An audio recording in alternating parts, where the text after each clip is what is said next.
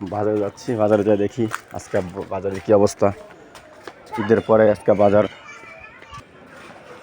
ঈদের পরে আজকে প্রথম বাজার ঈদের পরে। দেখা যাক পরিস্থিতি কি বাজারের।